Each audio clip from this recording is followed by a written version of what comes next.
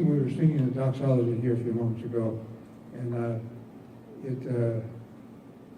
years ago, I recognized that in Florida we get a lot of people coming to church, Baptist churches, that have come from other backgrounds, Methodist and Roman Catholic and so forth, and they like a little bit of ritual. And doxology is a universally interesting and loved little song, not very long, and a lot of people know it, and a lot of people told me, thank you for having the doxology. We didn't know if we were ever going to hear any of the familiar things again. And so we do that pretty regularly. And I think it means a lot that we thank God in that way, singing in our best voices. And I'm sure he appreciates that. And it helps us to think of being thankful. And Thanksgiving is the first step toward God. But for the holy season, I don't know, what do you like best?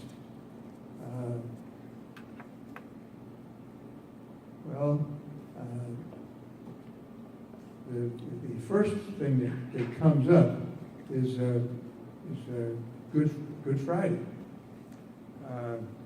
And that's a mysterious celebration because by the various names that are applied to Good Friday, it's sometimes called Great Friday and Black Friday. And there are other names, but those are some that are contrasting. And it's celebrated in most of the countries of the world to some extent. And a lot of interesting ways that they celebrate it. And some of the European nations have some special things that they do or don't do. One thing is one country says no dancing on Good Friday. Ooh. And no horse racing. Ooh. That means no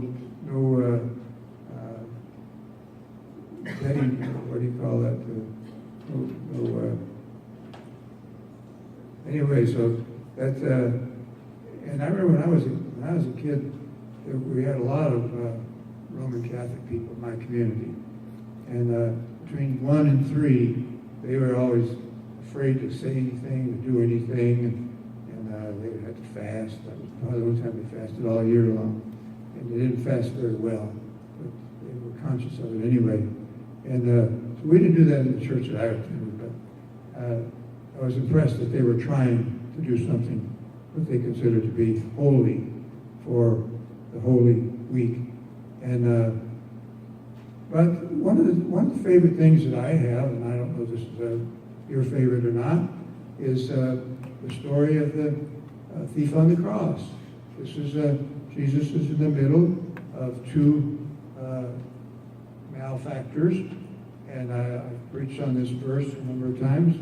And the one is railing on Jesus for not getting himself down, as well as the two malefactors, and the other one criticized him for that. And he asked the Lord, he said, remember me when you come into your kingdom. And Jesus said, today you should be with me in paradise. Now, I love that verse. The Lordship Salvation people, they say, or we say,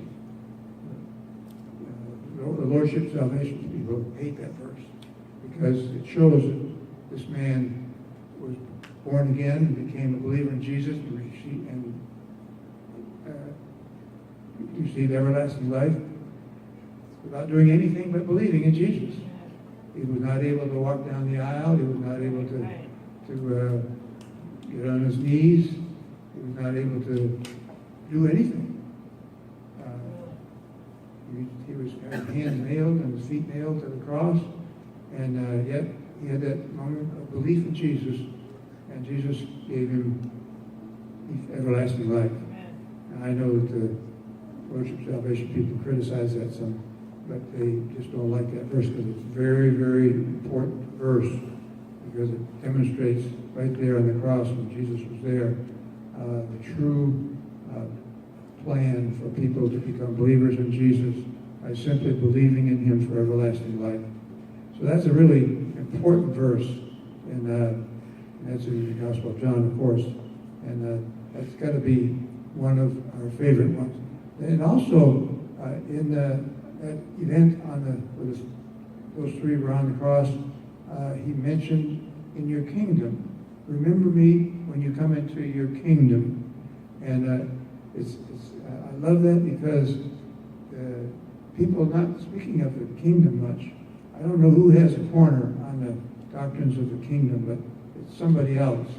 And except for this preacher up here in North Palm Beach County that talks about the kingdom every once in a while and includes it when we're talking about being born again and having everlasting life, because the kingdom is where everything's going. The kingdom. Even though people have prayed the Lord's Prayer over and over and over all through the years, thy kingdom come, thy will be done on earth as it is in heaven. And it's a form of punishment, I learned. I mentioned this before, but a youth director had some kids that misbehaved, so they had to say 50 Our Fathers. And that means you say the Lord's Prayer 50 times. And I thought, well, you'd think they'd get something out of that, but they don't. It's just becomes a routine to get them to behave themselves a little better. Well, anyway, the kingdom is where everybody's headed. And Jesus is going to set up his kingdom on the earth, and that's where we're going to spend eternity. In the kingdom of Jesus, he sets up on the earth with headquarters in Jerusalem, and everybody should be told that. And evangelism should include a discussion about the kingdom. It's unfair to anyone to not know about the kingdom if you're going to talk to them about becoming a believer in Jesus for everlasting life. And so I like to include it. And seldom do you see a gospel tract, so-called gospel tract, that mentions that you're going to live in the kingdom. And a lot of songs about living in heaven, not too many about living in the kingdom. But I'm not sure that I can think of a song about living in the kingdom. I'm sure there are some. I'd have to look that up. But, okay, so for that reason, I like that story, the three, Jesus and the two malefactors on the cross, those 2 points there. And but one of the great things about Holy Week is we learn about resurrected body. And I think it slips by us for the most part. Do people talk about the resurrected body much? No, not too much. But really, that's what we're celebrating. And we're calling this holiday Easter, and I mentioned before already, and many times over the years I've mentioned, that is a terrible name for the celebration of the resurrection of Jesus. Easter comes from the name of the fertility god, and whose name was Esther, and that's why we call it Easter. And it was celebrated when I was growing up anyway.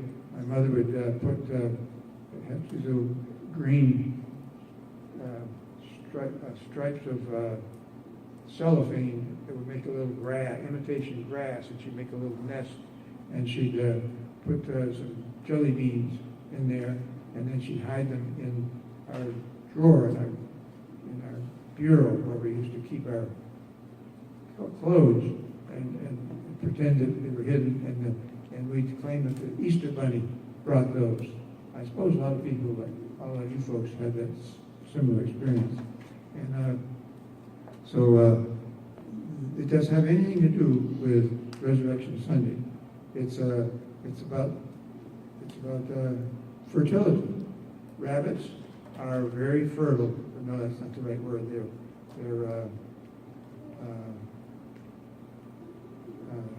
They reproduce readily. There's another word for that. It's in my mind right now.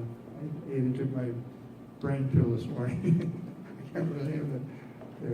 But anyway, and so they have a lot of little rabbits, and the eggs are the symbol of life because many types of animals come from eggs, and so those things represent fertility. That's what I want to say, fertility, and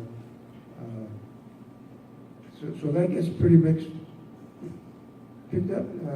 It detracts from the true meaning of the Holy Week.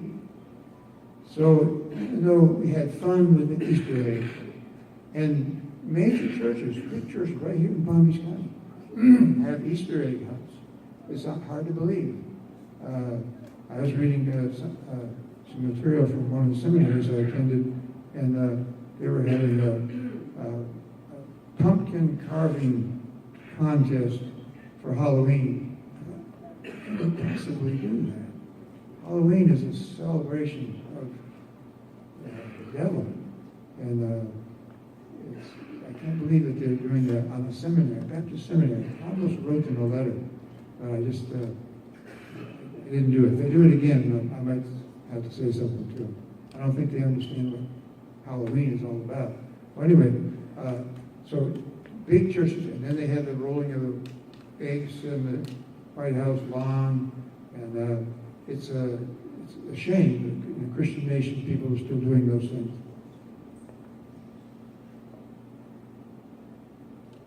But the resurrected body of Jesus is the first fruits of the resurrection. First person to ever be resurrected, walking around in a resurrected body and demonstrating it for us. And it means the message of that is that everybody's going to get resurrected.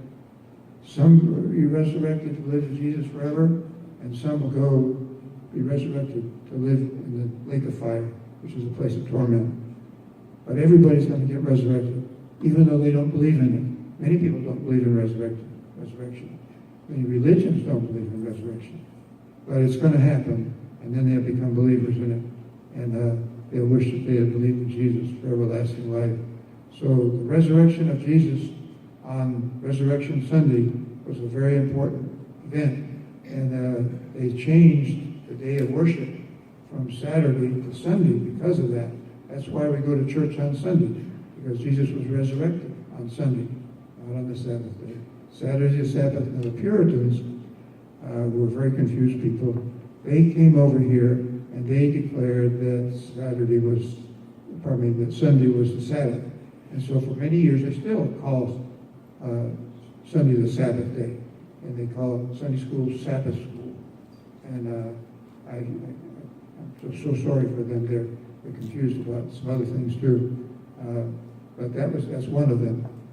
But we celebrate. We go to church on Sunday because the early Christians went to church on Sunday because they know that was the day that Jesus rose. And they recognizing the significance of the resurrection of Jesus and the promise that we have from Jesus that He's going to resurrect us all.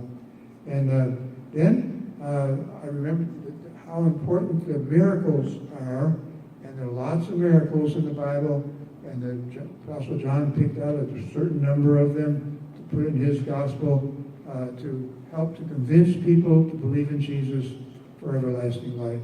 And I think that's one of the most important things, because it does make it easier for people to believe in Jesus for everlasting life, reading and knowing that He did these wonderful miracles that we often talk about.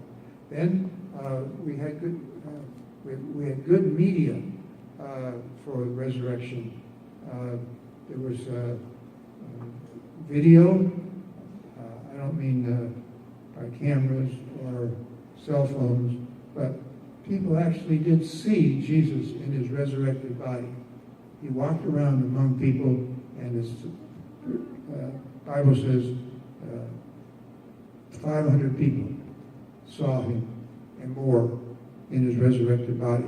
We don't know exactly how many, but a lot of people saw Him, and they heard Him speak in His resurrected body. And so that's worth a lot. I mean, that was the media of that time. And Jesus provided it for us, audio and video. And then a lot of people like to take communion during Holy Week. And I think it's a good idea. We won't be able to do it on Resurrection Day because there's not time. I don't know if we have found any way to work that in. But we may do it this week on Palm Sunday.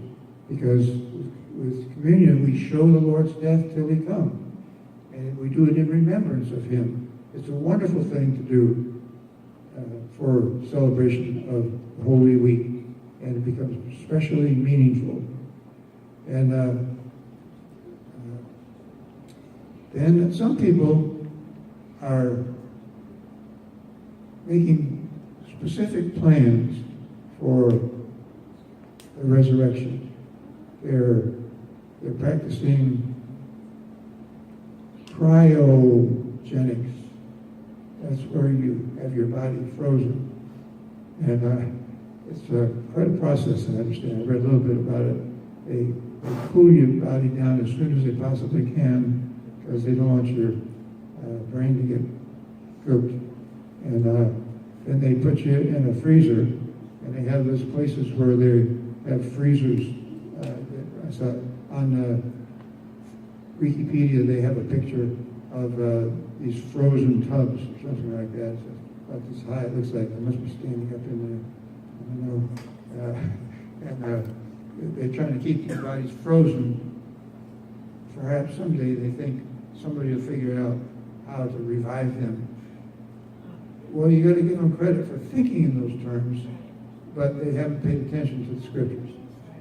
Jesus is going to resurrect us. He said, I am the resurrection and the life. And so he's going to do it. He knows how to do it because he did it to start with. He knows how to make all these bodies over again.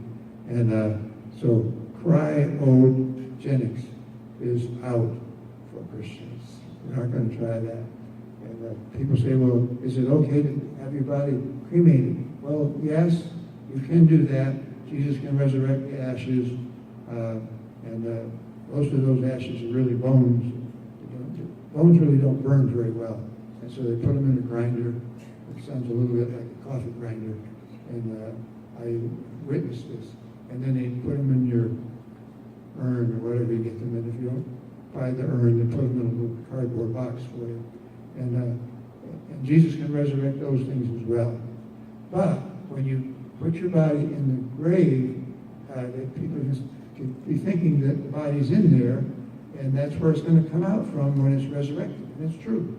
The stones will be toppled over, the caskets will fly open, and people will come up out of there, and they're going to start walking around. And so it helps us to believe in the resurrection of the body. That's why Christians bury the people that have gone to be with Jesus. Notice I didn't say people died, because we don't die. If we're Christians, we never die. Okay. And then there's a practice that's called Maundy Thursday. Many have heard of Maundy Thursday, right? The Maundy comes from the word commandment, and because this verse that we have for today is, I have a new commandment for you: you love one another. And from that idea, they get the idea of foot washing. And foot washing used to be quite common, especially on Maundy Thursday of Holy Week. And it was doing quite well until the invention of nylon stockings, and they never could quite figure out what to do with the ladies with the nylon stockings on for Maundy Thursday. And so I guess they probably stopped coming on Thursday nights, and so they just did away with it.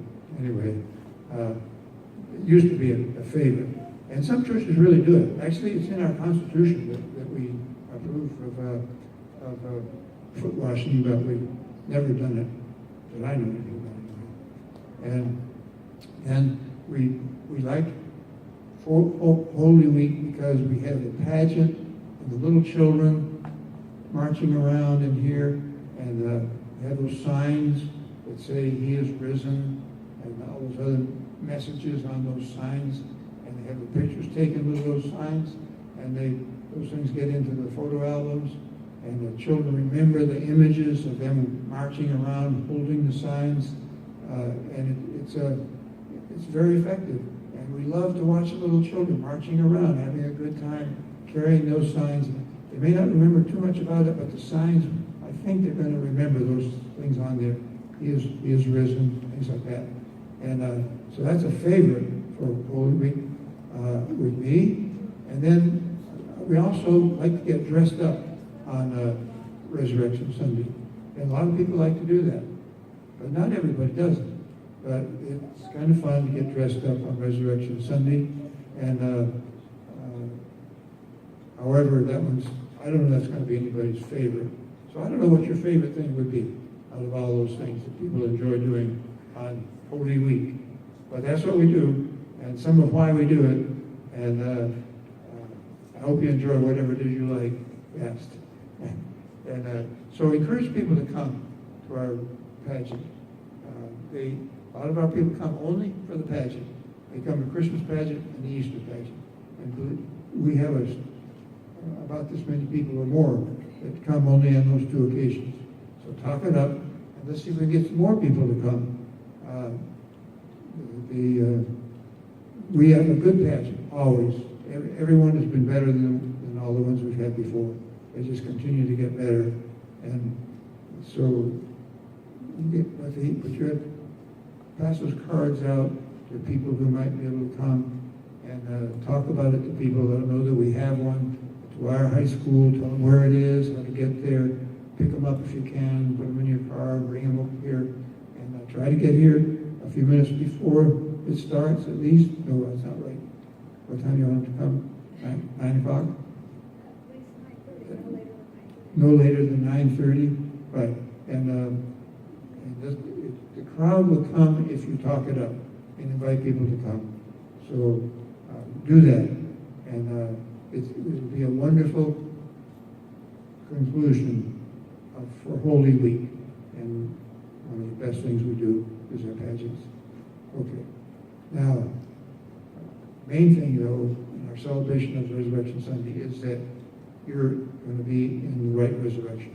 You're going to be in the resurrection of life, and you're going to be in the kingdom that Jesus is going to set up on the earth. And that'll be true if you believe in Jesus for everlasting life. That's the only thing you have to do. And if you haven't done that right, of course, you come up here, and we'll have prayer partners up here in the front to pray with you and answer any questions you may have. I think we're all home folks. Everybody that's here is born-again Christian, as far as I know. I hope that's true. And but if not, today would be a good day to become a believer in Jesus for everlasting life. A lot of people have been, in their Christian experience, have been told that they have to do a lot of things in order to become born-again Christian. And I'm telling you here, again, it's always only one thing, and that is believe in Jesus for everlasting life, and He gives it to you, and you never lose it. Let's stand with you, dismissed in prayer, and Jeannie will be up here in the front, and Jeannie, and to pray with you. Lord, bless our people who have come today.